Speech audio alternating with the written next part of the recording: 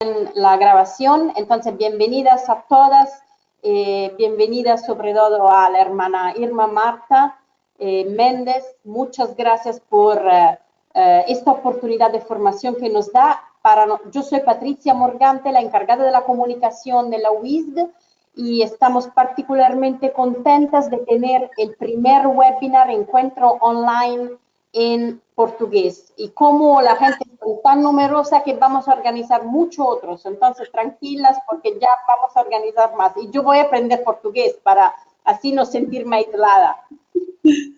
Bueno, muchas gracias, y de verdad para nosotros esto de los webinars es una oportunidad para hacer formación, no solamente a las hermanas que están aquí en Italia, sino también a las hermanas, a los miembros de la UISD, a las congregaciones miembros de la UISD que viven afuera de Roma, fuera de Italia. Entonces es un encanto estar conectadas. Tenemos gente de Portugal, de Brasil, de Timor-Leste, bueno, de los países en donde se habla el portugués. Entonces, ya, vamos a empezar. Yo voy nada más que presentar un poco la hermana Marta. Como ven, Marta es una hermana de la congregación de la Alianza de Santa María, nacida, fundada en Portugal, ¿verdad, Marta? Sí, verdad, sí. Y es maestra de postulantes y novicias, entonces una tarea muy delicada, muy importante, y tiene la graduación, se ha graduado en ciencias religiosas. Entonces, muchas gracias, Marta, para aceptar nuestra invitación y para abrirnos un poco sobre este tema que a mí me parece maravilloso, el tema que tú has elegido. O consagrado hoy es señal de alianza entre Deus e o mundo. Entonces, muchas gracias y la palabra a ti. Gracias. Muito obrigada. Desde já é uma alegria poder estar aqui convosco e ir partilhando aquilo que é fruto também do nosso trabalho, fruto daquilo que nós vamos vivendo. Então, se calhar, se acharem bem, começaríamos por fazer uma breve oração. Iniciamos então este tempo invocando o auxílio do Espírito Santo, pedindo-lhe que nos guie no caminho da docilidade e da verdade. Então, cada um, nas nossas casas, rezamos. Vinde, Espírito Santo, enchei os corações dos vossos fiéis e acendei neles o fogo do vosso amor. Enviai, Senhor, o vosso Espírito, e tudo será criado, e renovareis a face da terra. Oremos, ó Deus, que instruístes os corações dos vossos fiéis, com a luz do Espírito Santo, fazei que apreciemos retamente todas as coisas e gozemos sempre da sua consolação. Por nosso Senhor Jesus Cristo, na unidade do Espírito Santo. Amém. Peçamos também a Nossa Senhora, a Maria, nossa Mãe, que nos ensina a ser sinal da graça e da misericórdia de Deus no meio da humanidade. Rezamos juntos. Ave Maria, cheia de graça, o Senhor é convosco. Bendita sois vós entre as mulheres. Bendito é o fruto do vosso ventre, Jesus. Santa Maria, Mãe de Deus, rogai por nós, pecadores, agora e na hora da nossa morte. Amém. Muito bem, então, pedindo o auxílio do Espírito Santo e de Nossa Senhora, começamos então este nosso tema, o consagrado hoje, sinal da aliança entre Deus e o mundo. E então eu começaria por dois profetas de quem gosto muito. Diz Jeremias e Ezequiel: eis que dias virão, oráculo do Senhor, em que concluirei com a casa de Israel uma aliança nova. Porei no vosso íntimo o meu espírito e farei com que andais de acordo com os meus estatutos e guardeis as minhas normas e as pratiqueis.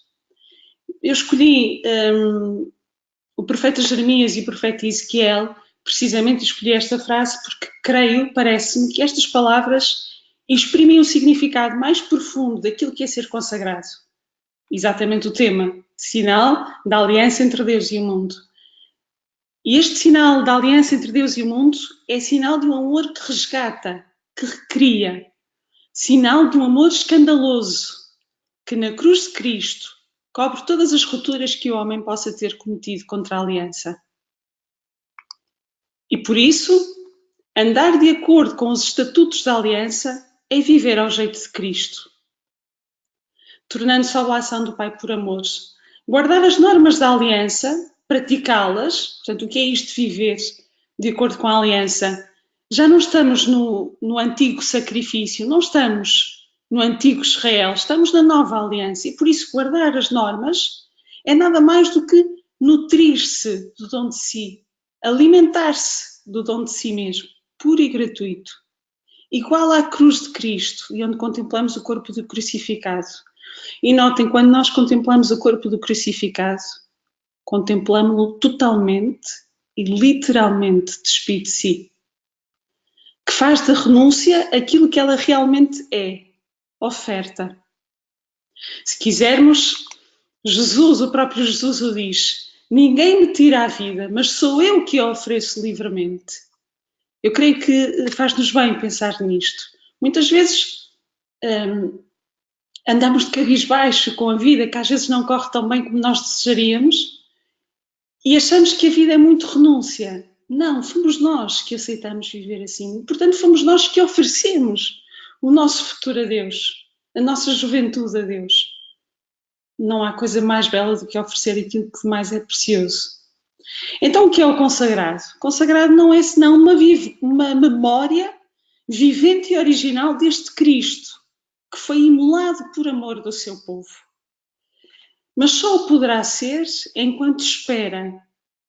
Eu tenho que ser esta espera nova e humilde de um outro que ensinará toda a verdade, que consagrará e confirmará o coração daquele que foi escolhido ao coração de Cristo, que é o Espírito Santo. A este propósito, o Papa João Paulo II, no documento da vida consagrada, que nós bem conhecemos, no número 19, diz o seguinte: é o Espírito que suscita o desejo de uma resposta cabal. É ele que guia o crescimento deste anseio, fazendo amadurecer a resposta positiva e depois sustentando a sua realização. Perante a vida consagrada, o mundo deveria esbarrar. Eu gosto desta palavra e é literalmente esbarrar. Portanto, dar de caras com o rosto de Deus que não tem rosto, que é o Espírito Santo. Porquê? Porque o Espírito é o espaço vital onde o consagrado se move e respira. Nós movemos no Espírito. De novo, volta ao profeta Ezequiel. Estamos na época do exílio, o profeta Ezequiel é o profeta da esperança, e vamos ver exatamente este contraste entre o povo, que sentia exatamente isto que estamos a ver. Os nossos ossos estão completamente ressequidos, a nossa esperança desvaneceu-se, ficamos reduzidos a isto. Mas, por outro lado, Deus que continua a pedir a Ezequiel que anuncia bem a boa nova, a esperança. Assim fala o Senhor Deus: eis que abrirei as vossas sepulturas e vos farei sair delas, meu povo, e vos reconduzirei à terra de Israel. Então reconhecereis que eu sou o Senhor Deus, quando abrir as vossas sepulturas e vos fizer sair delas ao meu povo. Introduzirei em vós o meu espírito e vivereis. Estabelecer-vos-ei na vossa terra. Então reconhecereis que eu, o Senhor, falei e agi.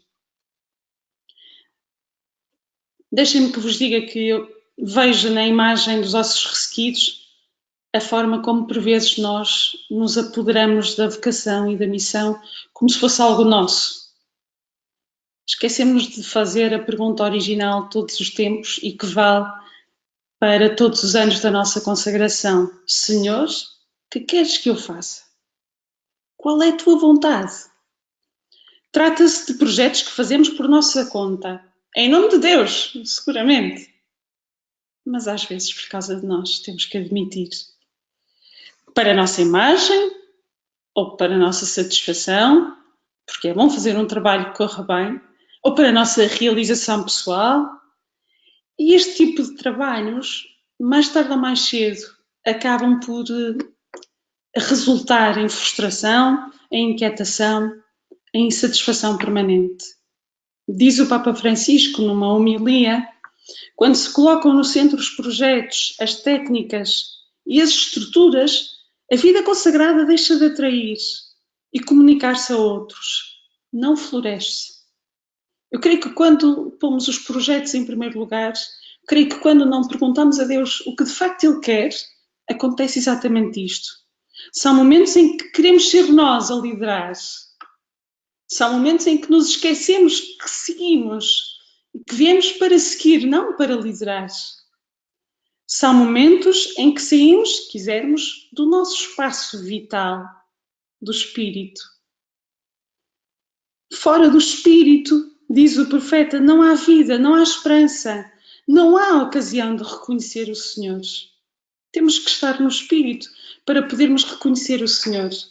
Então o que é que acontece? Muitas vezes andamos entretidos entre arranjar terrenos seguros para ver se isto corre bem, onde colocar os pés com os nossos esquemas e acabamos por nos desviar da vida do Espírito. É o Espírito Santo que pega nos nossos corações e os consagra e os confirma ao coração de Jesus. Mas para isso é necessário estar disponível para percorrer a via da obediência e da docilidade. Obediência e docilidade são dois termos, creio que me entendem, um bocado fora de moda na nossa cultura, mas são essenciais na nossa vida. Precisamente por isso é que somos contracorrente. E a docilidade é o quê? Significa exatamente isto, aquele que está disposto a aprender, aquele que se deixa instruir facilmente, aquele que é fácil de manejar, dócil, como o barro nas mãos do oleiro, se quisermos. Esta obediência, esta docilidade, diz o Papa Francisco, não são uma coisa teórica, isto é, não obedecemos no ar, não somos dóceis no ar. Também elas estão sobre o regime da encarnação do Verbo, isto é, tem que ser uma obediência encarnada, uma docilidade encarnada. Docilidade é obediência a um fundador, docilidade é obediência a uma regra concreta, docilidade é obediência a um superior. Docilidade e obediência à Igreja, mesmo que isso implique a adesão do não entender e a adesão da minha inteligibilidade, da minha inteligência. Sem dúvida que muitas vezes não entenderemos aquilo que o Senhor nos pede por via humana, mas creio que todos nós temos isto nas nossas constituições. Os superiores fazem as vezes de Deus. Não é só às vezes. Fazem as vezes de Deus. A nossa obediência a Deus é uma obediência mediada. E, portanto, este é o nosso refrão que deve ser sistemático na nossa vida. Eis que venho ao Pai para cumprir a tua vontade. Isto é ser consagrado. É ser configurado verdadeiramente com Cristo. Voltamos aos ossos ressequidos que temos diante de nós. Também nós, também o consagrado, é espaço onde o Espírito se move sem exigências e condições. Nós, eu, cada um de nós, consagrado, é lugar da concretização do desejo de Deus. Isto é algo muito belo. A partir do qual o Espírito inaugura a vida nova da graça. E aqui vou-me servir de uma mulher que me é muito querida, que é Nossa Senhora Maria. Reparem, na Anunciação não terá sido fácil para ela. Creio que todos nós conseguimos perceber muito bem isto. Nossa Senhora colocou-se debaixo da sombra do Altíssimo, do Espírito, portanto. Colocou-se sob a sua proteção. Maria é a biografia mais pura, onde podemos compreender o reflexo da plenitude da graça do Espírito. Nossa Senhora não fez uma lista de inquérito para que o Espírito pudesse entrar nela. Não houve pré-requisitos para que o Espírito entrasse no seu coração. O Espírito agiu livremente e sem condições. E Bento XVI diz exatamente isso. O que aconteceu em Maria, através do Espírito, é uma nova criação, um novo tempo.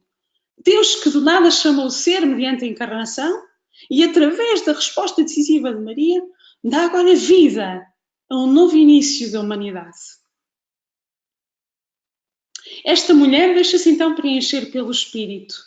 Deixa-se ser levada, conduzida, como quem sabe que aquele que a escolheu, Deus, ritmará no seu caminho a norma suprema da aliança. E qual é a norma suprema da aliança? Nada mais, nada menos que o dom de si mesmo. E isto é a nova aliança. E isto é, em sentido verdadeiro, a vida consagrada. O dom de si mesmo. Portanto, para nós sermos em sentido pleno consagrados, separados para Deus, é necessário vivermos isto na radicalidade. Vivermos fora da nossa casa. Vivermos não no egoísmo, mas na oblação de nós mesmos. E então seremos sinal de Deus, sinal da aliança. Há um antigo responsório que se recitava no ofício de Pentecostes, diz uma coisa muito bela. Diz que sobreveio um fogo divino que não arde, mas ilumina, que não consome, mas refulge, e encontrou os corações dos discípulos como recipientes limpos e distribuiu-lhes os seus dons e os seus carismas. E eu pergunto, será que nós consagrados somos estes discípulos? Recipientes limpos que o Espírito encontrou? Trago à memória Santa Jacinta Marto, uma grande santa, apesar de ser muito jovem, que dizia, quando digo muitas vezes a Jesus que o amo, parece que tenho lume no peito, mas não me queimo. E eu pergunto, onde estão os consagrados de lume no peito? Será que cada um de nós é este consagrado de lume no peito? Onde estão os consagrados que dizem ao Senhor que o amam? Quem conhece a história desta pequena percebe que houve aqui uma mudança radical no seu coração, precisamente porque se deixou conduzir pelo Espírito, pelo amor que o Espírito lhe colocou. E por isso é que ela pergunta vezes sem conta, Senhor, que queres que eu faça? E por isso é que ela viveu esta pergunta na radicalidade e fê-lo, em gesto, em vida. Deixei que me sirva da beleza de Fátima. Eu falo a partir de Fátima e, portanto, é uma bela imagem. Porquê? Porque Fátima é uma bela imagem daquilo que é o verdadeiro Pentecostes. Aliás, Bento XVI disse isso quando cá veio. Notem, naquele belo recinto, quem teve a oportunidade para estar cá vai compreender perfeitamente o que estou a dizer. A multidão reunida num só coração e numa só alma, com Maria, Mãe de Jesus, à espera da vinda daquele que tudo purifica e transforma, precisamente o Espírito. Naquele belo recinto, que mais não é do que uma igreja literalmente de olhos postos no céu. O recinto não está coberto, não tem teto. Portanto, é uma igreja de olhos postos no céu. Vejo um belo retrato daquilo que é a vida consagrada.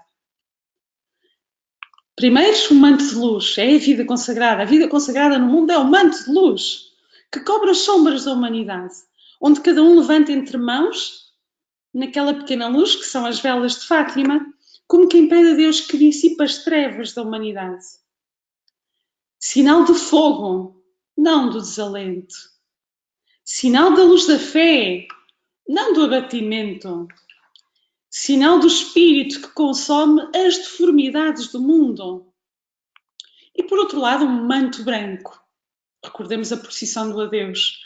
De novo, cada um levanta nas mãos o lenço branco, como quem grita por esperança, por refúgio, por abrigo. Sinal da brancura, sinal da inteireza, da transparência, não da mentira. Sinal da autenticidade, não da duplicidade. Sinal do Espírito que passa na brisa suave. Este é um belo retrato daquilo que é a vida consagrada. Portanto, os consagrados não se podem dar ao luxo de andarem abatidos.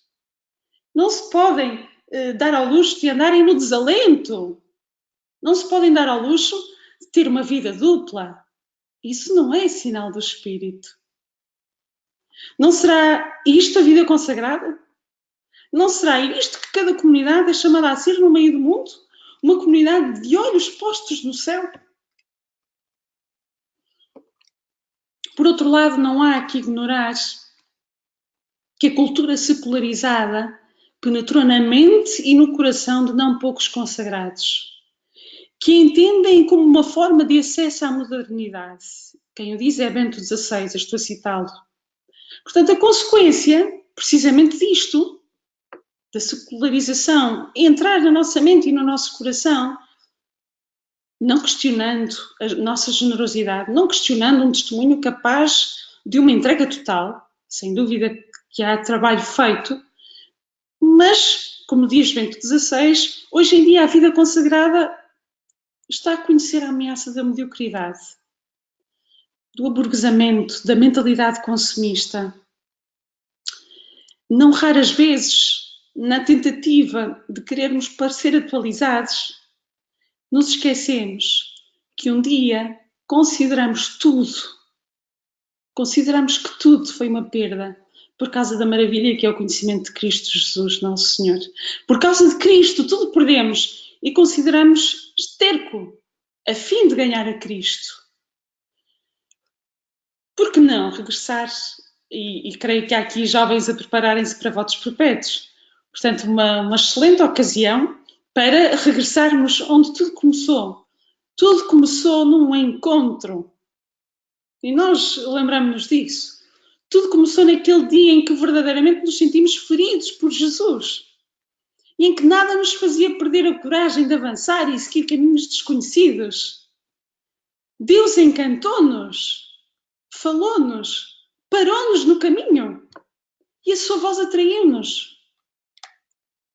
E reparem que nessa altura, recordem, nessa altura, todos os sinais eram grandes e firmavam a certeza de querer abraçar a luz que nos penetrou no peito. Sim, porque em Deus não existem sinais pequenos, tudo é grande, tudo é belo em Deus.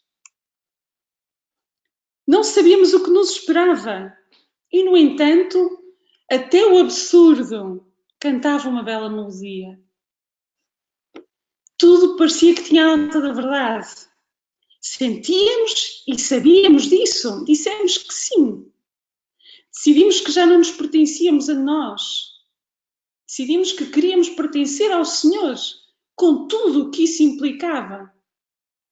E isto é estar enamorado. Quando se está enamorado, fala-se ao próprio amor e unicamente a ele. Em todo lado, sempre. Vivíamos no Pentecostes. O nosso primeiro encanto, o dia em que o Senhor nos encantou, é claramente um Pentecostes. E nós vivemos esse Pentecostes. Reparem, o vento soprava onde queria e nós ouvíamos a sua voz, não sabíamos para onde é que ia de todo, nem para onde ia. E isto não nos fazia confusão. O que é que acontece? O que acontece muitas vezes é que nos deixamos arrastar por aquilo que o Papa Francisco dizia há pouco tempo, a paralisia da normalidade, a rotina, o trabalho, a fadiga, a nossa vontade teimosa, porque temos uma vontade muito teimosa, obscureçam o primeiro amor, o primeiro encanto, que nos levou a quebrar o passo, a sair dos nossos projetos, como que a levantar voo para ir ao encontro daquele que nos amou quando ainda éramos pecadores. E por isso eu creio que é uma bela oportunidade para nos perguntarmos o que é feito do teu primeiro amor? O que é feito do teu primeiro amor? E hoje, vivemos enamorados com a nossa consagração? Ao olharem para nós, veem-nos enamorados com a nossa consagração? O Papa João Paulo II dizia algo belo. A nossa consagração tem matizes esponsais. Tornou-se amor de eleição. Amor que abrange a pessoa toda, alma e corpo, seja homem ou mulher, com o seu único e irrepetível eu pessoal. E que as palavras do profeta Isaías, que hoje o Senhor nos dirige, parecem sigilar exatamente este amor, que é amor total e exclusivo. Eu te resgatei, tu és meu. Estas palavras são para nós. Estas palavras são para nós. Ao estilo do mundo, que é radicalmente diferente, pois ao estilo do mundo nós somos uns coitados. Não tivemos sorte nenhuma. somos os infelizes que não conhecemos o amor correspondido. Eu creio que cada um de nós já ouviu, coitada, teve um desgosto amoroso e pronto, e o seu destino foi o convento. Ou então somos os masoquistas, por decidirmos perder a autonomia, a liberdade. São pessoas que gostam de sofrer. Ou então, coitado, é um masoquista porque não ganha o seu próprio dinheiro. Quem é que aceita depender de alguém? Quem é que aceita obedecer? Quem é que aceita ser pobre? Ter que pedir, inclusivamente, sapatos aos superiores? Isto é uma dinâmica completamente contrária. Portanto, verdadeiramente, ao estilo do mundo, segundo o seu parecer, não tivemos muita sorte. Ao estilo do mundo, espera-se o triunfo do forte. O melhor é aquele que triunfa. É o sucesso, é o poder, é o dinheiro. O herói, nas palavras de Samuel Wells, é ainda de muitas formas um modelo para olharmos para a sociedade contemporânea. E todos sentimos que na nossa geração a história se conta em torno de heróis e são-nos para enaltecer as suas virtudes, porque se o herói falhasse, tudo estaria perdido. Por exemplo, vou dar um herói português, o Cristiano Ronaldo. O Cristiano Ronaldo, pois, se nesta ocasião deixasse marcar golos, teria um futuro desgraçado. Possivelmente não teria mais futuro no futebol. Bom, eu creio que é importante nós confrontarmos isto e responder a isto com algum realismo. Não andaremos nós, por vezes, ao estilo do mundo.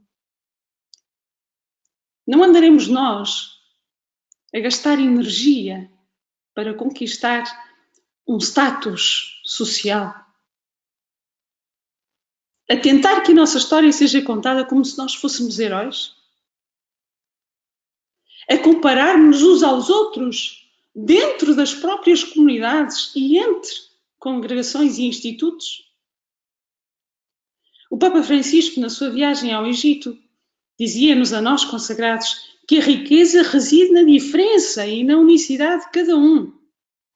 Comparar-nos com aqueles que estão melhor leva-nos frequentemente a cair no rancor. Comparar-nos com aqueles que estão piores leva-nos muitas vezes a cair na soberba e na preguiça. Quem tende a comparar-se, diz o Papa, com os outros, acaba por paralisar-se. Fabrizio Judge diz que o Salvador não é um super-homem, mas é este homem mostrado por Pilatos. Um homem vulnerável, flagelado, que se tornou o escárnio e que manifesta desde logo que a verdadeira grandeza, que a verdadeira vida não está na acumulação do ter, mas na oferta do ser.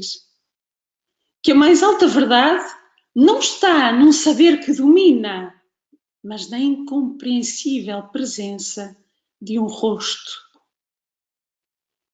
E eu pergunto, não andaremos nós, ao estilo do mundo, a anunciar o Evangelho com a tentação de termos algum sucesso?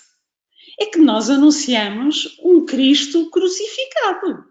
Portanto, ter algum sucesso é um bocado de pretensão da nossa parte. Continua Fabrizio Judge e diz, num outro texto, diz ele, inventamos técnicas de marketing e queremos que a evangelização se faz principalmente através da recuperação de meios mundanos, isto é, mudando Coca-Cola por Jesus Cristo.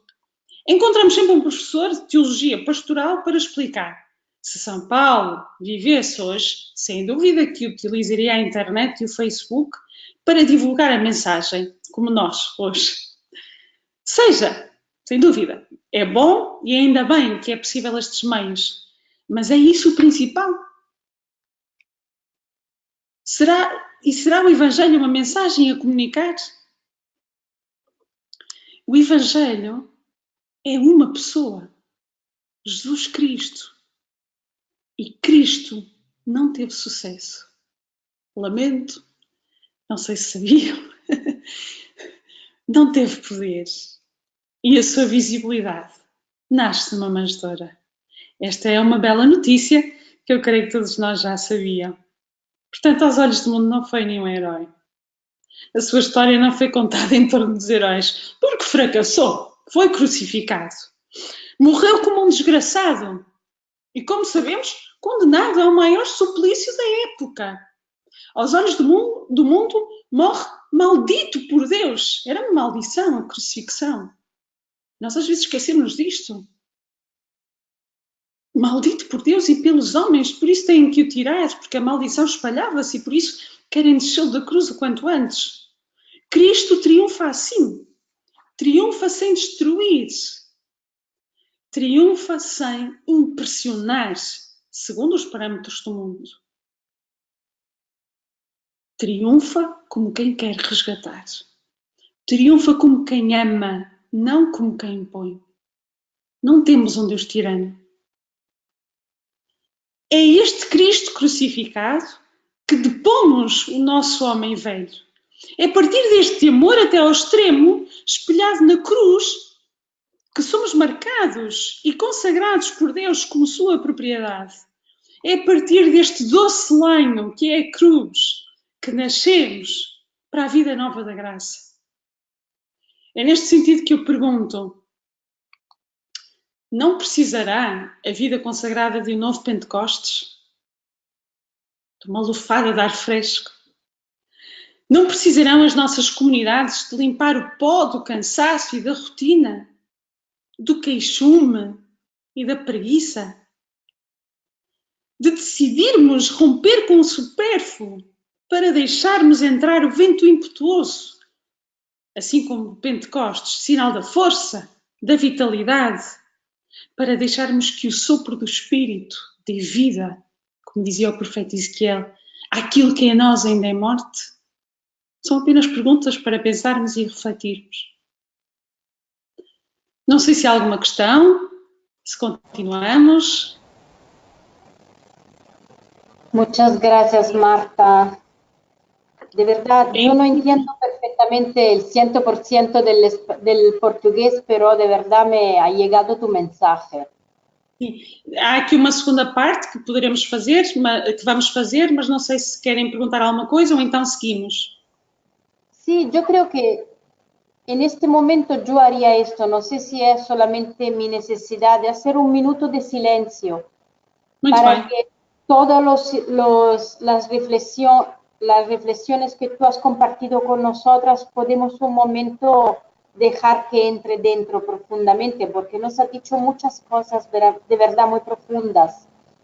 Y yo quedaría con esta pregunta, un minuto de silencio, y luego vamos a ver si algunas quieren nada más, no diría hacer preguntas, sino compartir cómo se siente o lo que le da eco dentro, ¿no?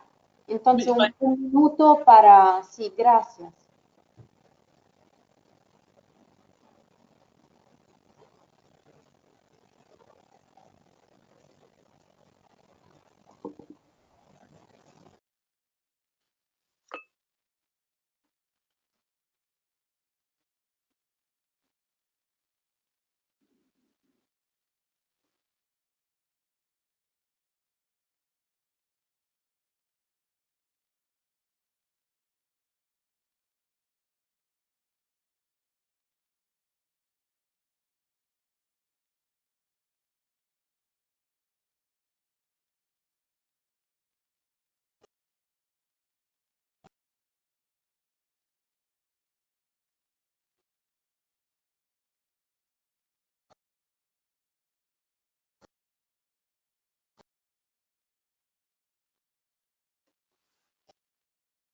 Creo que podemos dejar un espacio, si quieren, sin presionar, pero si quieren nada más compartir un poco un eco de lo que hasta ahora nos ha compartido la hermana Marta, de verdad muy profundo, muy fuerte. Y si quieren decir algo, puede levantar la mano o escribir en la chat. Yo prefiero que hablen ustedes, porque así todo el mundo puede escucharla y entender. Dejamos algunos segundos si quieren. De otra forma, dejamos a la hermana que siga.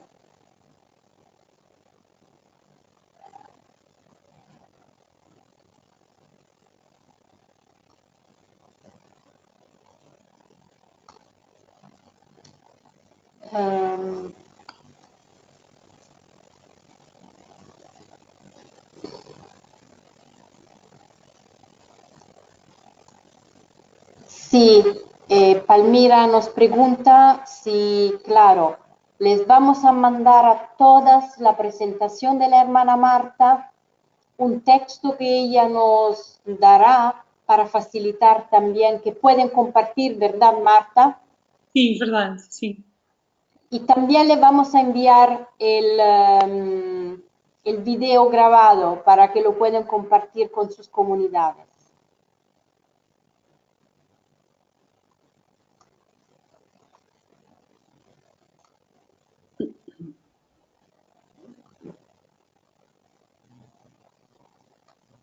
Bueno, Marta, yo creo que nos has dejado de verdad sin palabras, entonces te dejamos que tú puedas seguir tu presentación y al final podemos ver si compartimos algo. Gracias. Obrigada. Bom, então, partindo desta pergunta, apresentarei aquilo que é fruto também da minha oração, 3 pontos pelos quais eu creio que poderemos viver este Pentecostes. E o primeiro ponto é exatamente algo fundamental em nós, que é, creio que há aqui um problema, vou tentar. Muito bem. A oração. E parto deste pedido de Jesus, permanecei em mim, diz São João. É o pedido de Deus feito mendigo. Um Deus que se faz espera. Para que também aqueles que Ele escolheu e separou para si, comecem a esperar tudo dele. E, portanto, permanecer é habitar, é morar, é fazer de Cristo a nossa morada e deixar simultaneamente que Ele construa o seu oratório em nós, onde Ele mesmo se recolhe em oração. E, portanto, partindo disto, permanecer, sendo habitado, então rezar é este permanecer mutuamente. Deus que permanece em mim, eu que permaneço em Deus. Rezar é isto. Diz a minha fundadora, Maria Áurea Soares, que a oração é exatamente isto, é o encontro entre duas presenças, Deus todo e alma toda, frente a frente, em amor mútuo, em entrega mútua, em espera mútua. Ser consagrado a isto mesmo, consagrar o coração todo ao Deus que vai povoando os recônditos mais escondidos do nosso ser. Não se trata, reparem, de conhecer coisas, de pesquisar muita coisa sobre o mistério de Deus. É importante, aliás, é essencial, mas é outra coisa. Rezar é outra coisa. Trata-se, em primeiro lugar, de experimentar a beleza de um Deus incondicionalmente bom. De um Deus que nos recolhe sem exigências. Permanecei em mim. Não diz permanecei em mim se fores isto e aquilo. Não diz isso. Diz permanecei em mim. E, portanto, rezar é levantar o coração para o olhar deste Deus que se inclina para nós, que tomba sobre nós. Rezar é erguer o olhar de si. E, portanto, rezar é também tirar o olhar do nosso egoísmo. Porque quando estamos a olhar para nós, o movimento é de baixar a nossa cabeça sobre nós. Estamos envolvidos nas nossas coisas. Ora, rezar é levantar o olhar, é olhar para as coisas do alto. É levantar o olhar e erguer o olhar para a misericórdia que abraça a nossa fragilidade e o nosso pecado. Rezar é perceber que Cristo nos procura. É perceber que Cristo ergue o olhar no meio da multidão, até nos encontrar, ainda que só toquemos na orla do manto, por nos sabermos tão pequeninos e pecadores. Mas ainda assim, Deus ergue o olhar para nos encontrar e pergunta: quem me tocou? Deus sabe quando tocamos. Temos é de tocá-lo. E quando a fragilidade nos visita, não tenhamos medo. Trata-se de experimentar que Jesus se inclina até ao chão da minha miséria para que eu possa tocar. Eu toco o Senhor a partir da minha miséria, lembrar-nos da pecadora arrependida. Nada há a temer, porque Jesus irá longe, bem longe, até nos procurar, até nos encontrar, digo. A graça precede-nos sempre, chega sempre antes. O amor já nos alcançou. E por isso rezar é dizer que sim a um amor que já existe. Fomos comprados por um alto preço, diz São Paulo. E rezar é então ser consagrado, e rezar é ser esta testemunha na primeira pessoa deste amor escandaloso de Deus, que nos penetra no mais íntimo da alma e nos faz compreender quem é Deus, como nos ama e como quer ser amado. E notem, esta foi a experiência de São Francisco, tenho de citar. É um místico este pequeno Francisco, que nos desafia também a nós, a enchermos de Cristo o nosso coração. Diz ele, do que mais gostei foi de ver a Nosso Senhor naquela luz que Nossa Senhora nos meteu no peito. Gosto tanto de Deus, como é Deus, não se pode dizer. Que belo espelho é este que o Francisco nos apresenta. É o espelho mais claro daquele que livremente consagrou o seu coração, que somos nós. Um coração que arde naquela luz que é Deus. O coração do consagrado não tem medo de chegar perto do coração de Cristo, porque sabe que só Cristo pode curar. E sabe que quanto mais o seu coração estiver ferido, mais se dilata o convite de Jesus. Vinde a mim, vós todos os que andais cansados e oprimidos, e eu vos aliviarei. E, portanto, nós, que consagramos o nosso coração a Deus, testemunhamos na primeira mão, em primeira mão, que na oração a vergonha dá lugar à confiança. A tristeza da falta cometida dá lugar à alegria do perdão incondicional de Deus. Quantas vezes é que nós nos fomos confessar? Pois perdemos a conta. E Deus nunca nos exigiu. Perdoa-nos sempre, incondicionalmente. A queda dá lugar ao reconhecimento da fidelidade de Deus. Deus é sempre fiel. E, portanto, rezar assim é saber-se amado. É gritar do fundo de si mesmo, Kyrie eleison. Faz-me graça, ó Deus. Como gritou o cego de Jericó. Kyrie eleison. Rezar assim é dizer, transforma-me, Senhor, no teu tesouro. Ainda que tenhamos as nossas mãos vazias, ainda que não tenhamos nada, ainda assim, há que rezar isto. Transforma-me, Jesus, no teu coração. Rezar assim é próprio do consagrado, é uma oração própria do consagrado. Aquilo que o mundo espera. Rezar assim é próprio de quem se deixa abençoar por Deus, de quem se abandona como uma criança ao colo da mãe. Porquê? Porque nas palavras de Santo Agostinho, sabe que o seu peso é o amor. Onde quer que seja levado, o consagrado sabe que é o amor que o leva. E por outro lado, o consagrado não pode deixar de rezar. Se isso acontece, como é que nós poderemos saber o que é ser consagrado? Como é que poderemos saber o que é a alegria de pertencer exclusivamente a Deus? Eu pergunto, não terá Deus direito de ter criaturas que pensam nele noite e dia? Não terá Deus direito sobre a nossa vida? Nós já lhe oferecemos a vida. Não terá ele direito de ter criaturas a pensar nele constantemente? Lembremos o Salmo. Quando no leito vos recordo, passo a noite a pensar em vós. Isto deveria ser um salmo que o consagrado canta constantemente. A fidelidade à oração é o combate diário que tem de ser travado com a força de vontade. Ouvi há pouco tempo um professor de filosofia a dizer: ninguém manda na nossa vontade, nem Deus manda na nossa vontade. E, portanto, se nós queremos fazer, nós vamos fazer, ainda que nos custe. Eu creio que este é um belo ponto de partida para enfrentar a luta por ser fiel à oração.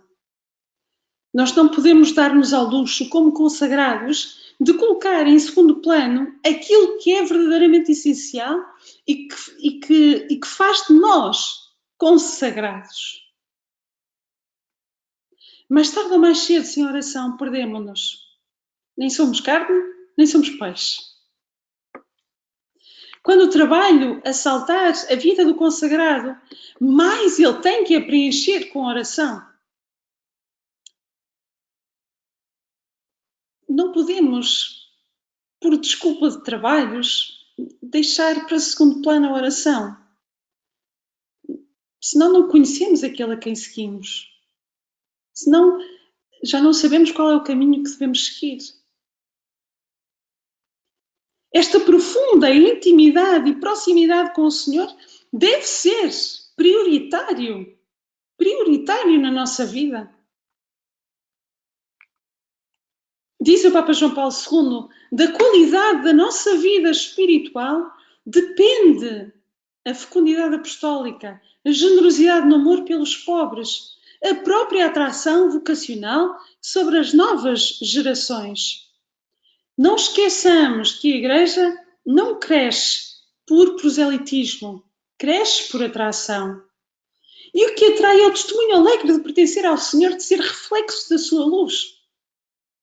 Caso contrário, como é que poderemos ser próximos ao jeito de Jesus e anunciá-lo a Ele, se não somos próximos como Jesus? Para sermos próximos como Jesus, temos de ser, em primeiro lugar, próximos com Jesus.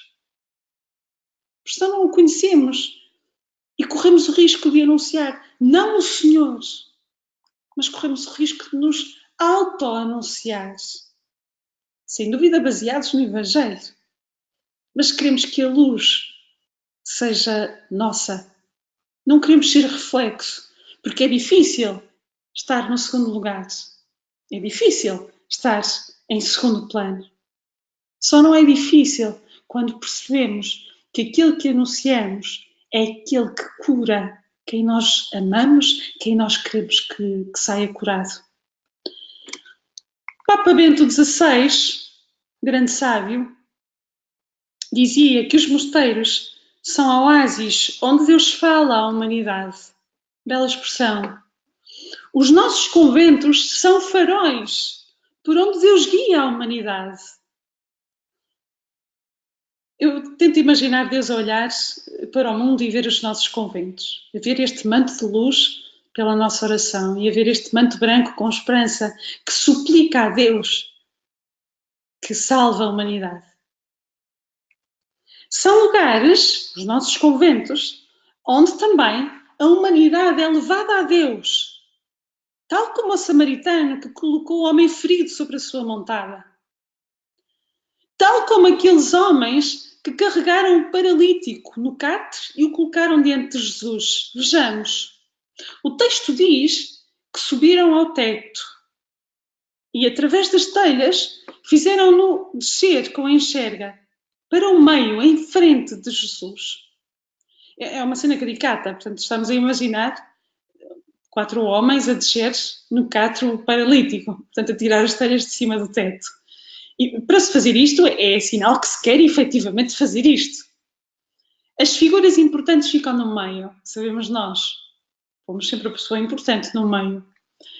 No meio da cena está quem? Jesus e o paralítico. Não os homens que tiveram o trabalho de o levar. Para aqueles homens, o mais importante era o paralítico, que precisava da cura. Os homens que o carregaram não reclamaram o reconhecimento do seu trabalho. Não procuravam protagonismo. Tive tanto trabalho, então e o paralítico agora não me agradece. Carreguei, foi difícil, era pesado e não me agradece. Tanto trabalho e ninguém me agradece.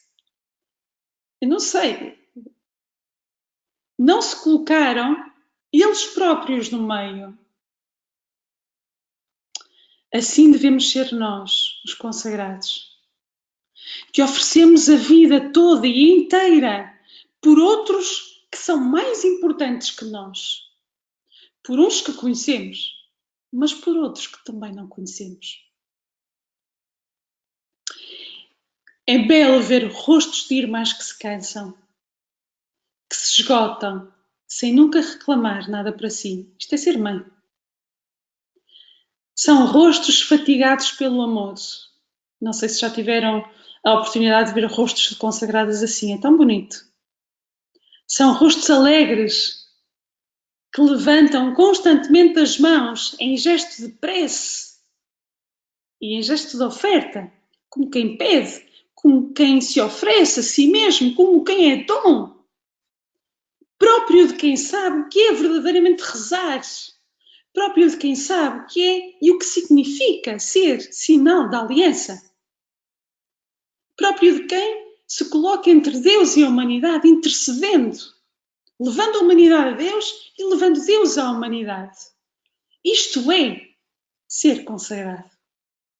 Isto é ser consagrado. Depois, num segundo ponto, a vida fraterna em comunidade. E naturalmente, fala-se a partir do mandamento do amor. Diz João Paulo II, no número 42 do documento da vida consagrada, diz que todos os consagrados, no cumprimento do discipulado evangélico, se empenham a viver o mandamento novo do Senhor, amando-se uns aos outros como Ele nos amou. O amor levou Cristo a fazer-se dom até ao sacrifício supremo da cruz. Também entre os discípulos não há unidade verdadeira sem amor recíproco, que exige disponibilidade para o serviço sem regatear energias, isto é, dispor-me. Estou cansada, estou cansada, estou cansada. Não sei se vocês repetem muito isto, mas às vezes ouvimos este refrão muitas vezes. Ou então, isto é demais para mim. Ou então, não. Isto sim, isto não.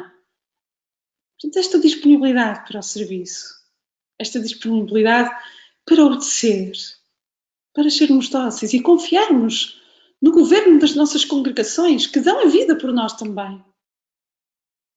Esta prontidão no acolhimento do outro, tal como é, sem o julgar. Atenção, é João Paulo II que o diz.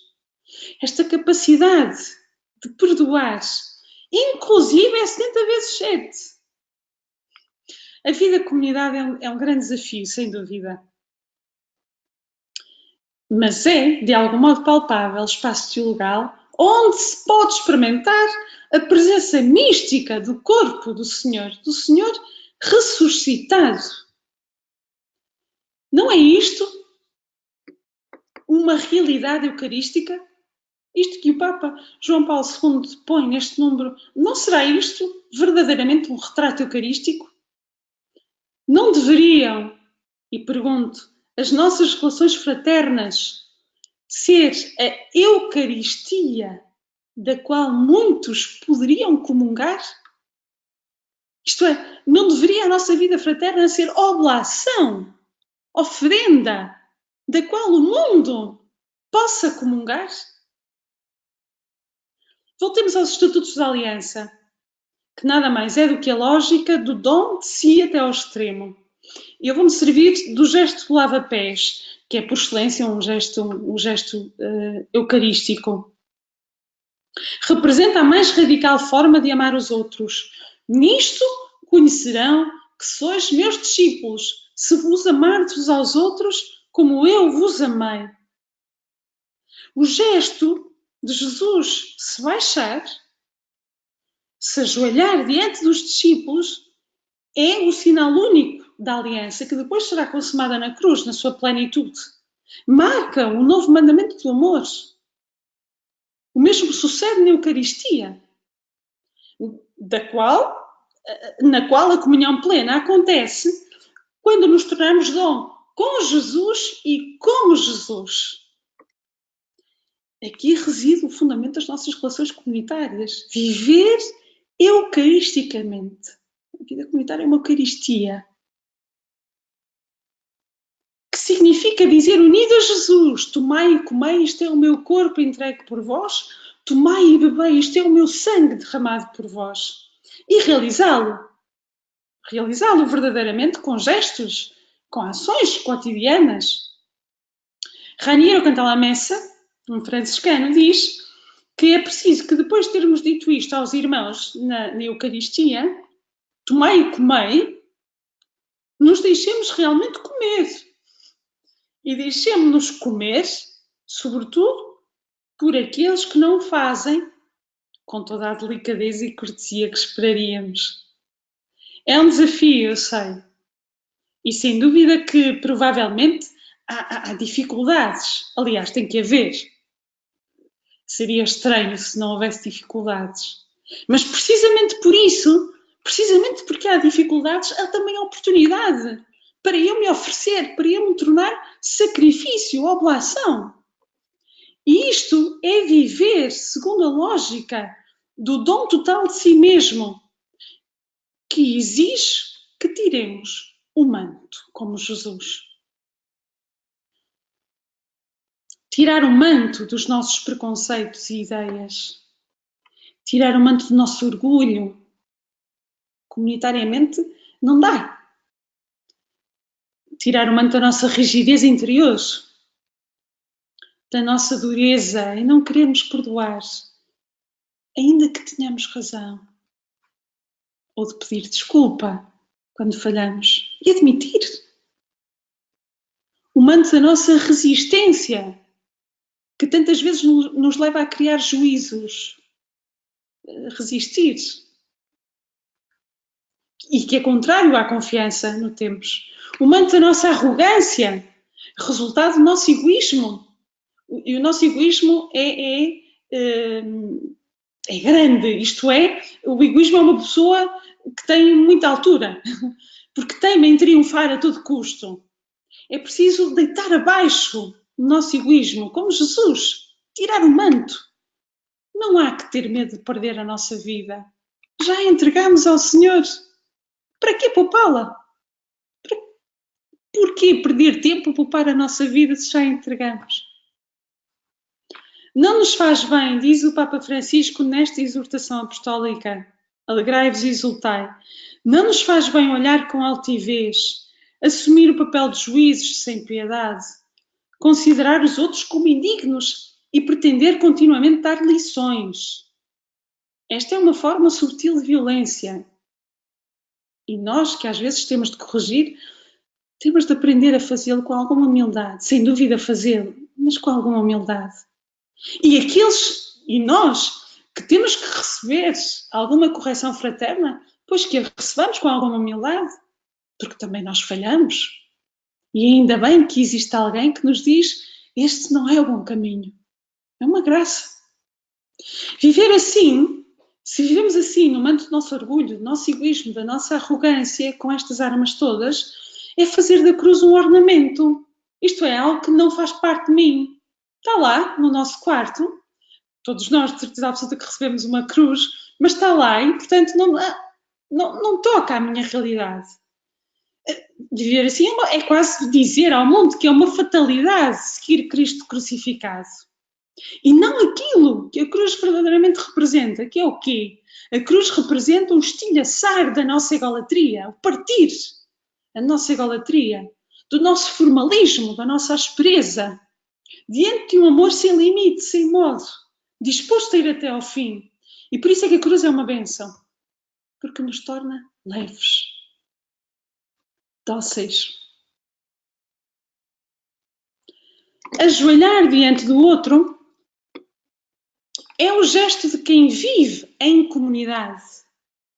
Para viver em comunidade é preciso ajoelhar, literalmente, diante do outro. De quem partilha a vida, de quem olha como quem quer resgatar, de quem abraça cada um daqueles que vive como um dom imenso de Deus, consentindo que a fragilidade e os defeitos do outro o habitem. É tão bonito quando deixamos que a fragilidade do outro nos habite. Quando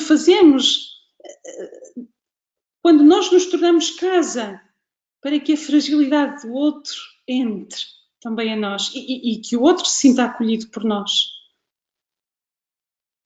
Uns dizem que isto é utopia, é verdade. Isso não é possível.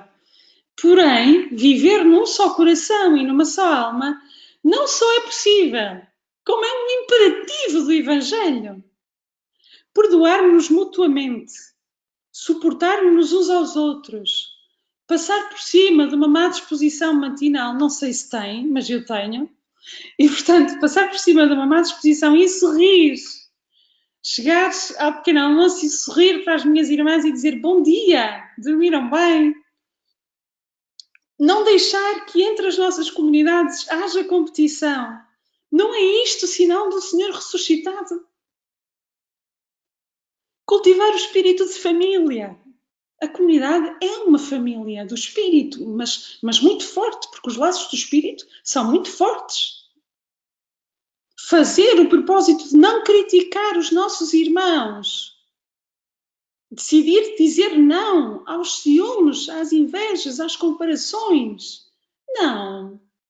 É que o sucesso do outro não nos tira nada. Nem o pecado do outro a nós não nos vai tirar nada. Continuamos com o nosso sucesso ou com o nosso pecado. Não nos tira nada. Mas decidir dizer que não é isto a vida do Espírito? Não é isto a contemplação do céu? Ver que há um conflito entre irmãs e depois assistir ao perdão mútuo. É muito bonito assistir a isto. Então, é um dom imenso viver em comunidade. É impagável. O santo não se busca, sabe amar. O santo não gasta as suas energias a lamentar-se do que lhe acontece, nem nos erros alheios. É capaz de aceitar com alegria a contradição, ir em frente. E, por outro lado, guardar silêncio sobre os defeitos dos seus irmãos e evitar a violência verbal que destrói e maltrata, porque não se julga digno de ser duro com os outros. Não podemos deixar que a prática do desporto da lamentação, nas palavras do Papa Francisco, às vezes nós praticamos um pouco este desporto. Não precisamos de ir ao ginásio, porque este aqui pratica-se em casa. Da agitação, o desporto do ativismo, obscureçam a beleza da nossa vida fraterna. Para que andarmos a lamentar? A minha mãe, uma vez perguntei-lhe, ela estava doente, contou-me uma história, perguntei-lhe, então, já estás melhor? E ela, olha, não estou, ainda me dói mais. Mas para que é que eu me vou queixar? Se eu me queixar, o queixume não me vai tirar a dor, portanto, mais vale sorrir. É um exemplo para mim, fez-me pensar, a minha mãe. E, portanto, quando alguém se perde pelos irmãos, encontra-se a si mesmo. Mas então eu vou mudar por um irmão que me despreza? Em que eu lhe digo precisa de alguma coisa e ele ignora-me por completo. Estes irmãos são um presente de Deus e algumas de vocês creio que estarão a rir neste momento. Mas são um presente de Deus. Porquê? Porque nos educam naquilo que é gratuidade e, portanto, naquilo que é pureza do amor. O nosso amor tem que ser puro, gratuito. Poderíamos perguntar, e respondamos isto, pois, com algum realismo. Quantas vezes, em nome do trabalho, fugimos a uma relação comunitária mais difícil? Às vezes isto acontece, porque é muito mais fácil, às vezes, irmos para a capela e não darmos de cara com a irmã que nos chateia a cabeça. Ou então, erguer o ecrã do computador e fazer um trabalho que a própria comunidade nos pede, mas é muito mais fácil erguer o ecrã do computador do que enfrentar, do que pedir perdão, do que pedir desculpa, magoete, ou do que ir esclarecer as situações. Isto é muito mais fácil. O difícil é ser dom, sair de si e dizer, vamos nos entender. Isto é belo, isto é do espírito. Sem dúvida que os problemas hão de existir, são reais. São reais. Eu também vivo em comunidade e, portanto, são reais, tocam-me também. Mas o Espírito vem em auxílio da nossa fraqueza. A própria fraqueza é ela mesma uma ocasião também privilegiada para experimentar a força do Espírito. O Papa Francisco, creio que vocês já ouviram esta frase, é muito engraçado. E ele diz que alguns dizem que a vida consagrada é o paraíso na Terra. Não, diz ele, talvez o purgatório. Mas é preciso ir em frente com alegria, ir em frente com júbilo. E, portanto, é belo ver consagrados que abraçam a lógica do Evangelho, que se dispõem a dar a vida literalmente, que, como o grande trigo, sabem morrer para si mesmos, para que a partir da sua morte renasça a vida fraterna. Nós não nos podemos esquecer de uma coisa: o próximo não é aquele que é exterior a mim. O próximo é aquele que passa agora diante de mim. O próximo são os irmãos da minha comunidade. Esse é o meu próximo. É esse que eu tenho de assumir como parte da minha vida. Eles são parte integrante da minha vida. E no terceiro ponto, a alegria. A alegria. A alegria é contagiante.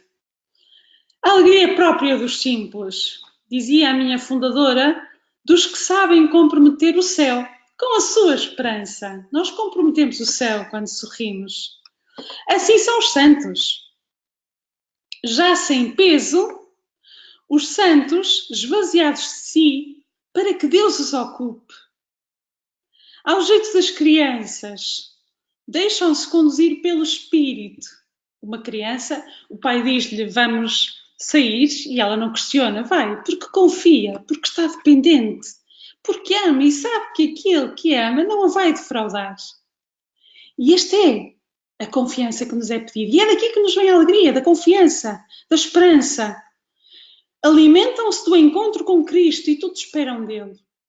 A alegria é fruto disto, do encontro com Cristo, da comunhão com Ele, do facto de mantermos um vínculo tão vital com Ele, a ponto de sermos morada do Espírito. Eu vou-me servir outra vez de Nossa Senhora, se não me levarem a mal. Esta jovem de Nazaré cedeu o primado da sua história a Deus. Nossa Senhora é uma pessoa incrível. É alguém fascinante, precisamente porque deu o primado da sua história a Deus. Em Maria, contempla-se o que significa ser espaço onde Deus pode habitar. Nós vemos como Deus pode habitar em nós quando contemplamos Maria. Em Maria, Deus exprime a alegria de ser radicalmente pobre de si. Ela era livre e despojada e por isso cheia de Deus. E por isso nós dizemos isto muitas vezes no terço, não é? Ave Maria cheia de graça, portanto cheia da graça de Deus, desprendida e por isso alegre. E ao olhar para ela, vemos que nela aconteceu o desejo mais claro de Deus. E vemos simultaneamente aquilo que Deus quer fazer connosco. Isto mesmo. Quem dera que em nós Deus pudesse exprimir aquilo que é. Sem requisitos, sem exigências. No testemunho daquela que por Ele mesmo foi feita caminho para Deus, porque ela é caminho para Deus, notamos o que é o início do crepitar da chama que o Espírito acende em nós.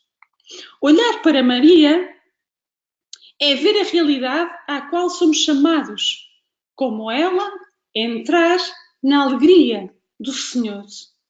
E como ela, pedir ao Senhor para nos desfazermos das nossas riquezas e das nossas casas.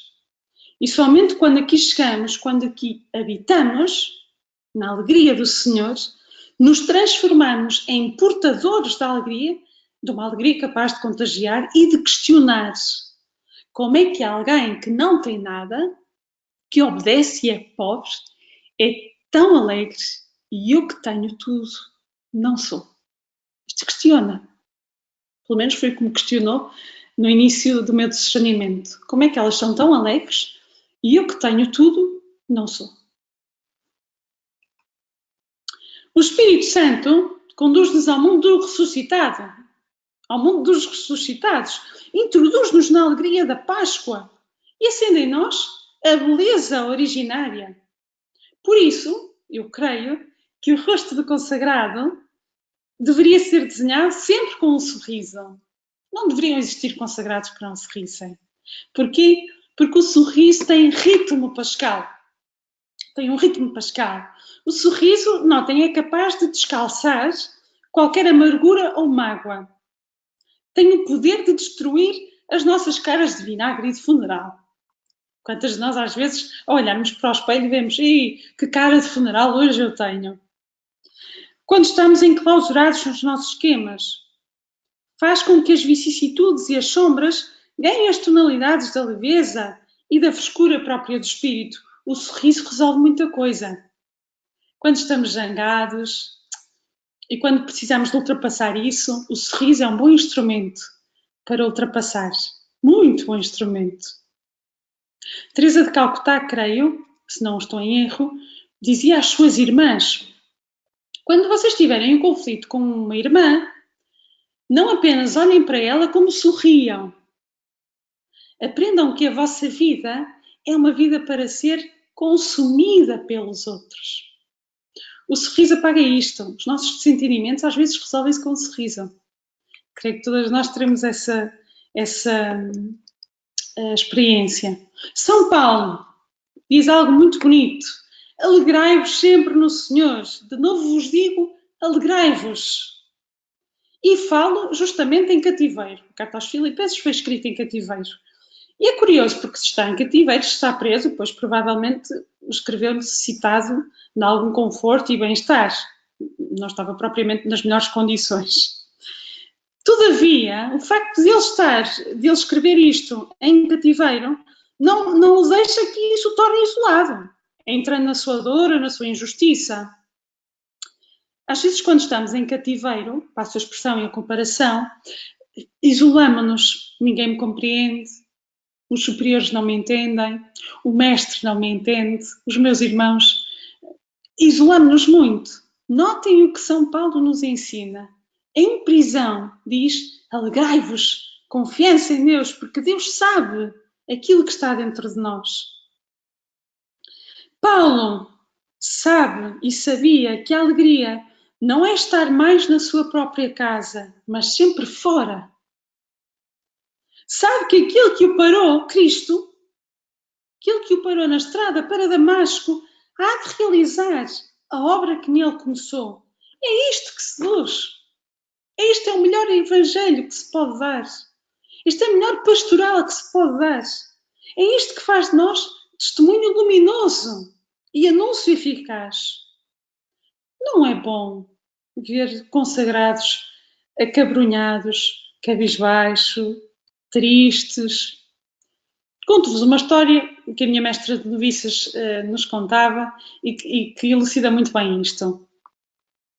Não é de uma consagrada, mas eu depois faço a comparação para os consagrados. Havia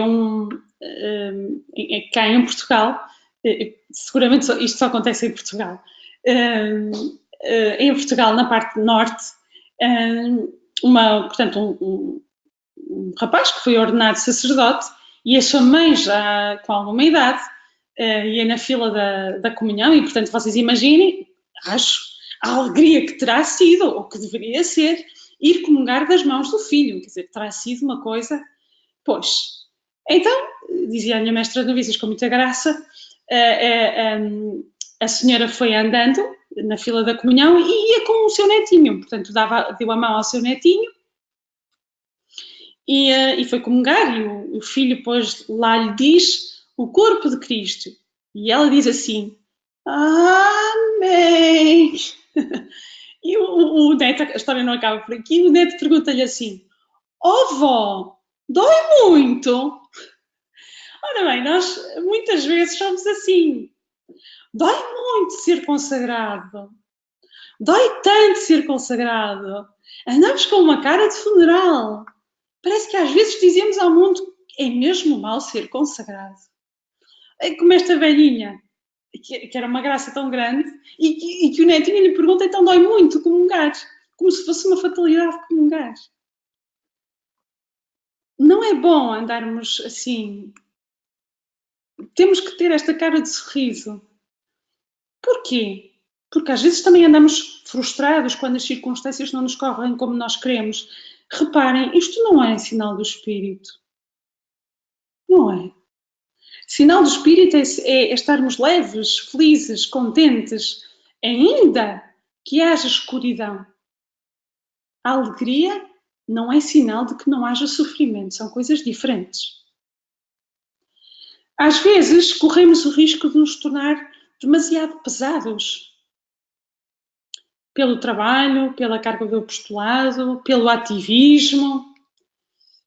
Temos que nos perguntar: o modo como vivemos testemunha a bem-aventurança do Evangelho? O modo como nos obeiramos das pessoas, como falamos, como estamos, dá testemunho do Evangelho? Testemunhamos a vitalidade que deu origem às nossas congregações e institutos? Aquela vitalidade muito própria dos nossos fundadores?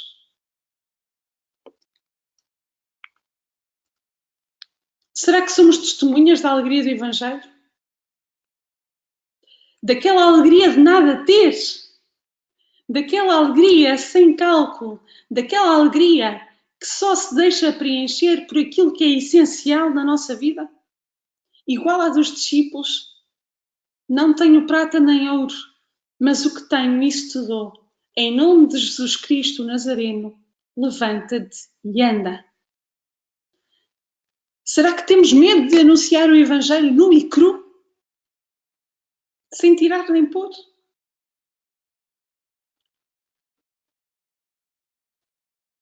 São perguntas que lanço apenas para refletir, e são perguntas que eu também rezo para mim. E precisamente para vermos neste contexto da aliança. Passando já a uma breve conclusão e entrando naquilo que é a dinâmica da aliança, diz a carta aos Hebreus: Cristo entrou uma só vez no santuário, não com o sangue dos carneiros ou de vitelos, como era na antiga aliança, mas com o seu próprio sangue, tendo obtido uma redenção eterna. Ele é a vítima que se oferece a si mesmo, realizando pelo sacrifício do seu corpo e sangue a nova e eterna aliança. Ser consagrado é ser sinal disto mesmo, sinal desta nova aliança, pelo sacrifício total da sua vida. É querer abrigar-se na cruz de Cristo para com ele ser oferenda. Ser consagrado é aceitar ser trigo caído, para que a vida nova do Espírito ocupe os espaços vazios e turvos da humanidade.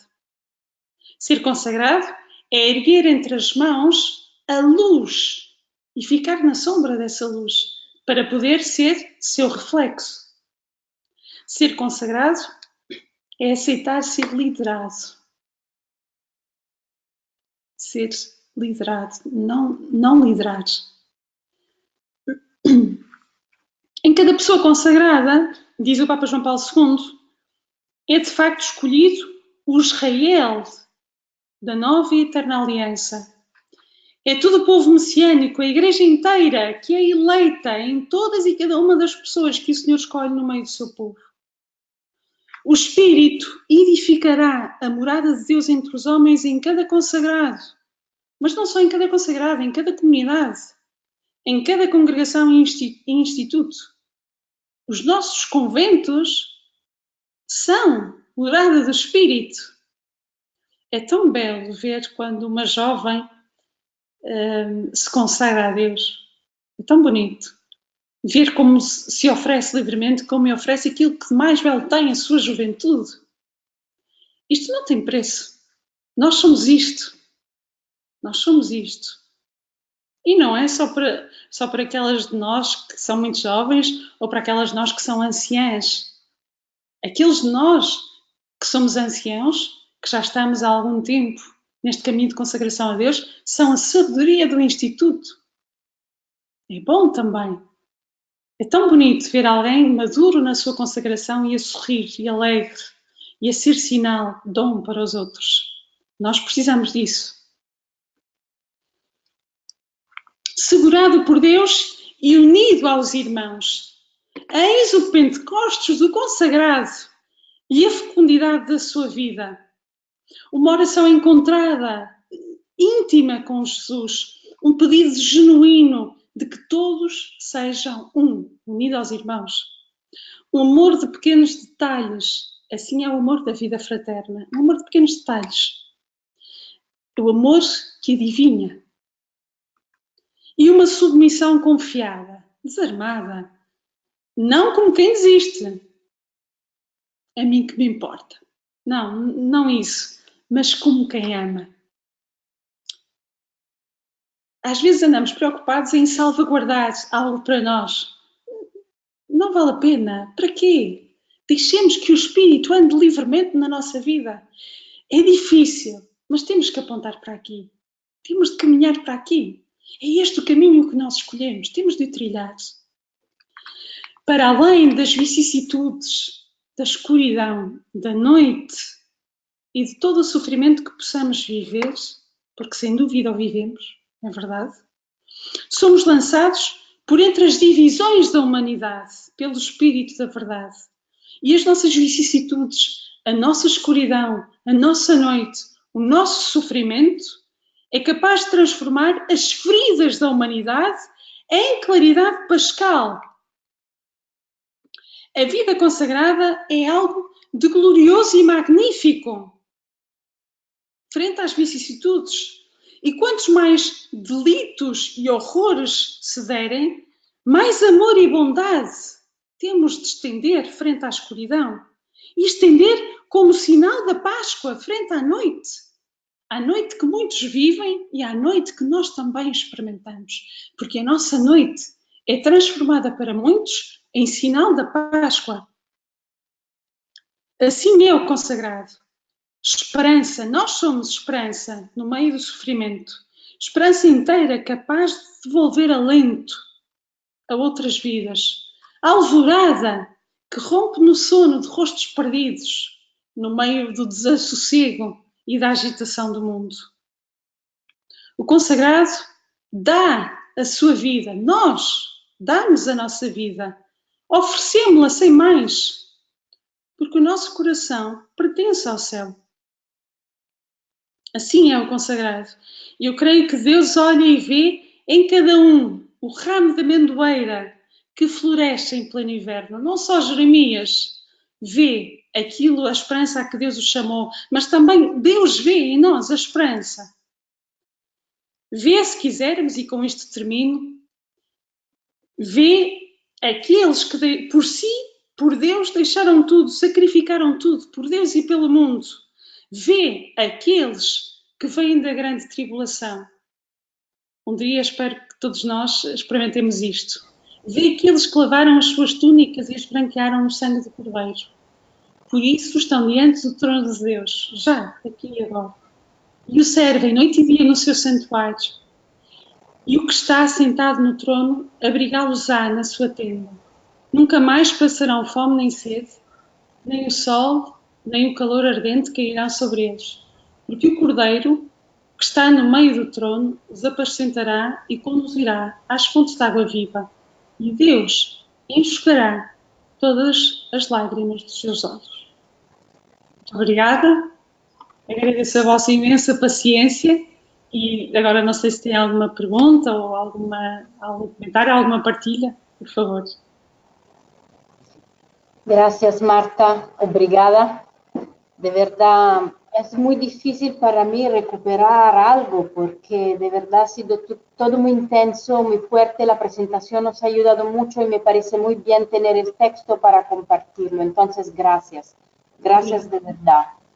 Y en la chat te he enviado una, no es una pregunta, nada más un comentario de la hermana Irene. Ahora yo veo que hay dos manos y creo que aunque siempre teníamos que terminar a las 5:30, yo dejaría un tiempo para ver si hay comentarios, Marta, ¿sí?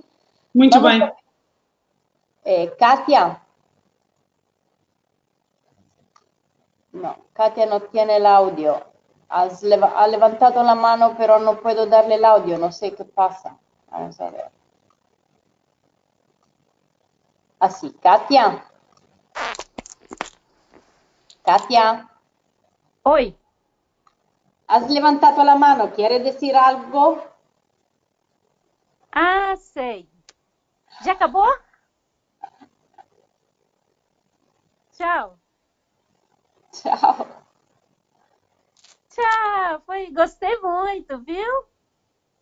Obrigada por tudo. Tchau. Ciao Katia, gracias. Brittany, no sé si has levantado la mano.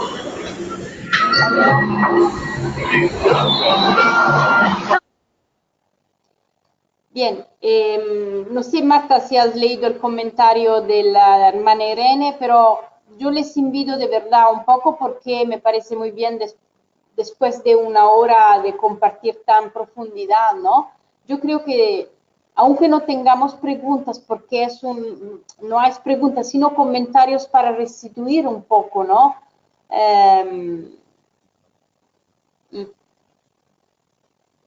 Entonces, pueden levantar la mano y decir algo antes de terminar este encuentro.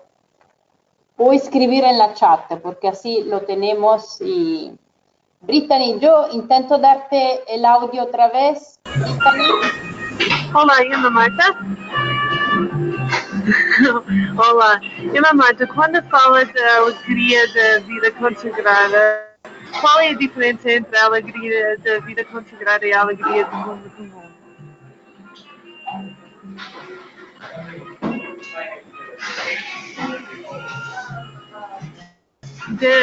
Desculpa, eu não consigo ouvir.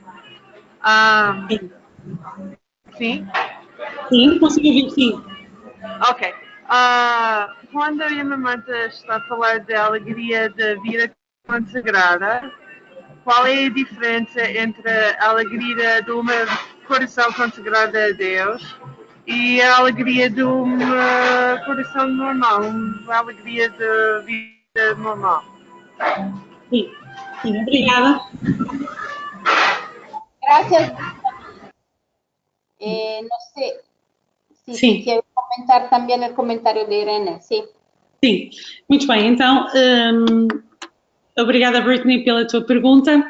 A alegria é, em primeiro lugar, um fruto do Espírito e, por isso, todo batizado é chamado a ser alegre. Eu creio que aqui temos que partir do batismo. Os consagrados, nós, somos aqueles que levamos a consagração batismal à sua radicalidade. E, portanto, eu creio que a nossa alegria deve ser precisamente esta, de testemunhar a radicalidade do batismo.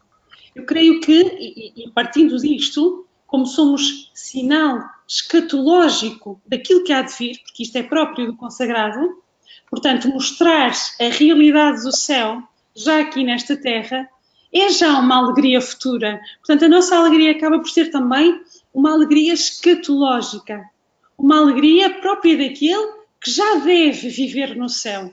E por isso é um pouco diferente desta alegria que cada batizado é chamado a viver. Também o é chamado a viver. Mas ao olhar para nós, tem já que ver a alegria que é partilhar o céu cá, nesta terra. E por isso é que é esta alegria escatológica, a alegria do céu. Não sei se respondi, mas muito brevemente tem que ver com isto. No que diz respeito ao comentário que me foi feito, em primeiro lugar agradeço, e o que chamou a atenção a esta irmã, esta questão, a vida dupla que ocorre quando não estamos a lembrar do primeiro amor. Isto é um perigo que nos assalta, e sobretudo com o trabalho, com a fadiga. Por isso é que muitas vezes temos que lá voltar ao primeiro amor, muitas vezes temos que lá voltar. E é possível. Eu creio que, em primeiro lugar, é preciso fazer esta experiência de Jesus, este Jesus humano, este Jesus dos Evangelhos, que nos ama incondicionalmente. E atenção, que nos ama a partir desta duplicidade. E é isto que nos encanta, é isto o que nos leva a mudar de vida, é entender o quanto Deus nos ama. Entender no coração. Portanto, fazer experiência de Deus. recordo a experiência da Samaritana. Reparem que a Samaritana há uma altura que deixa o cântaro. O que é que ela experimentou? Este amor profundo de Deus. Experimentar que Ele é o meu Salvador, que Ele me salvou a partir da condição de pecadores. E, portanto, os consagrados são um sinal disto mesmo, sinal que Deus me resgata a partir da minha condição de pecador. Que eu sou frágil, fraca, mas que me resgata. E retorna à pergunta da Britney, é isto que é a alegria. É isto de perceber que eu fui chamada a ser sinal do céu, sinal deste perdão incondicional, sinal deste amor grandioso da parte de Deus para comigo. Gracias, Marta. Hay un comentario, un agradecimiento en la chat, yo te voy copiando, y también María Celeste dice, muito obrigada, gostei muito. Muchas gracias a todas, y bueno, a mí me gustaría si alguien puedan compartir también en voz, no solamente escribiendo, pero no quiero empujarla. Verdad, gracias, Marta, ha sido un encuentro muy profundo, no obstante el obstáculo del idioma para mí, yo me quedé así todo el tiempo. Entonces, muchas gracias. Les vamos a mandar a todos, a todas, el texto y la presentación. Y aquí hay otro comentario, siempre de Irene, que te voy a poner en la chat. Sí. Y porque... Sim. Obrigada. É um desafio muito grande para nós, como consagrados, tentar trazer o novo Pentecostes à Igreja, mas se por um lado é uma grande responsabilidade, por outro lado é, em primeiro lugar, um grande dom termos sido escolhidos, este amor de eleição nas palavras de João Paulo II, este amor exclusivo. Creio que é uma pergunta. Sí, Katia, esta no es una pregunta. Yo creo que necesitamos otro webinar, otro encuentro sobre este tema, Marta. ¿Qué te parece? Porque esto me parece fundamental en la vida religiosa en este momento. Entonces, gracias, Katia, porque es imposible contestar. Es decir, que este es el desafío de hoy, ¿verdad? Sí. Entonces, mira, Seu levantó la mano. Seu. Desculpa, não quero. Bueno. Você tinha dado sinal. Pus ali carregar a mão. Não sabia que era assim, Estão me chamando. Desculpa, não quero. Não quero fazer perguntas ainda. Não quero. Não há problema. Desculpa. Bueno. Mira, hay otro comentario que yo te dejo allí para que tú lo puedas. No creo que ahora en este momento tenemos el tiempo para contestar a estas preguntas tan profundas. Yo te dejo un minuto para cerrar el tema, sí, también con estas intuiciones que te llegaron. Si quieren decir algo en un minuto no más y luego terminamos.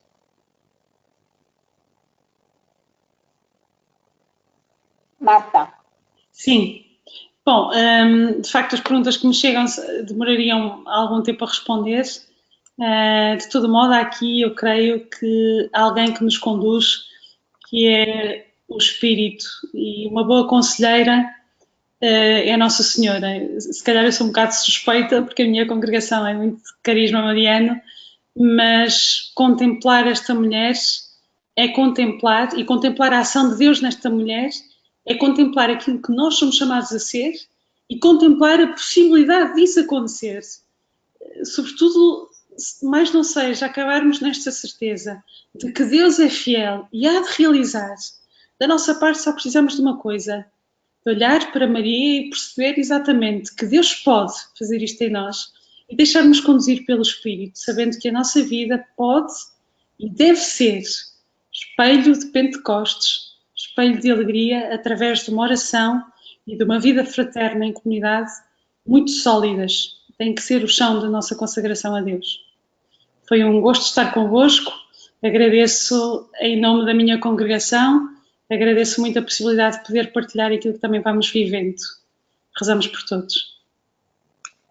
Gracias, Marta, y también nosotros agradecemos a tu congregación por este compartir de sabiduría, de profundidad y de estudio. Muchas gracias. Vamos a terminar nuestro encuentro. La gente aquí en la chat sigue agradeciendo tu charla y yo quiero nada más que compartir un poco los próximos apuntamientos de la UISG. Estamos haciendo webinars, muchos webinars en este tiempo, como les decía, para llegar a hermanas fuera de Roma. Y mi colega Florence está encontrando las hermanas que trabajan con los migrantes en los diferentes países. Entonces tenemos webinar en diferentes idiomas, como lo ven aquí. Es posible inscribirse desde la página web de la UISD. Y el 31 de mayo será en español, el 5 de junio en francés y el 12 de junio en inglés. Entonces, que se apunten porque es un momento importante para crear red y enlaces entre las religiosas que trabajan con los migrantes y los refugiados en el mundo. Otra iniciativa esto será solamente en inglés, lo siento, es un panel sobre el trabajo contra la trata de personas en el mundo. Tendremos personas de todo el mundo que pueden compartir sus experiencias y nosotros en línea los participantes pueden hacer preguntas. Es una oportunidad única que acabamos de publicar, entonces fresco, como decimos en italiano. Y el 21 de junio vamos a hablar de cómo utilizar WhatsApp y Telegram para hacer misión. Es verdad que, como nos decía Marta, no tenemos que ser visibles, pero también cómo comunicar a través de estos espacios digitales de una forma profunda, como religiosas, ¿sí? Pero tenemos que aprenderlo a hacerlo, ¿sí? Entonces, esas son oportunidades. El 21 de junio siempre en inglés, lo siento, por el momento. Y en inglés y en italiano, el 26 de junio, vamos a hablar del nuevo reglamento de Europa sobre el tema de privacy y manejo de datos. Es un tema muy importante porque va a afectar todas las congregaciones que tenemos datos, como los de las hermanas o de los estudiantes y todo lo que sea. Entonces, el 26 de junio va a ser en inglés y en italiano. Lo siento, español, portugués no, pero cuando les voy a mandar el material de Marta, le voy también a pedir que nos manden algunas sugerencias de temas de webinar en portugués para el futuro, porque nosotros haremos lo más posible para ofrecer este servicio. Entonces, muy bien, muchas gracias a todos. Siguen los comentarios en la chat, Marta, para ti, muy obrigada. Rezamos una pela otras, es verdad, tenemos que rezar nosotros. Gracias a todas y a todos, y gracias, Marta, y a tu congregación, que tengan todos un buen fin de semana. Obrigada.